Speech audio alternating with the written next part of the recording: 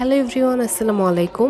এইবার ঈদে আপনি যদি চান খুব ইউনিক একটি রেসিপি তৈরি করতে, তাহলে এই ডেজার্টটি আপনার জন্য। আজকে আমি শেয়ার করব আমার বানানো সবথেকে মজাদার এবং আমার পার্সোনাল ফেভারিট একটা ডেজার্ট। এটা হলো মেরি কুইন পুডিং।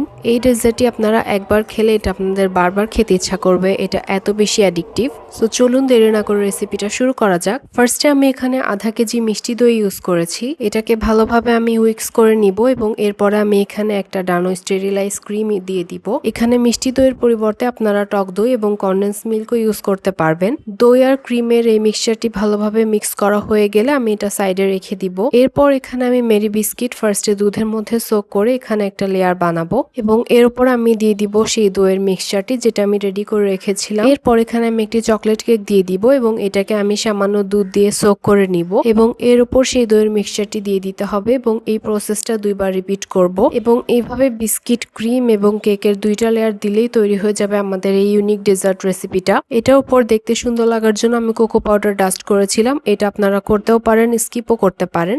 দেন আমি থিমের সাথে মিল রেখে কিছু খেজুরের বীজ এখানে দিয়ে দিয়েছিলাম।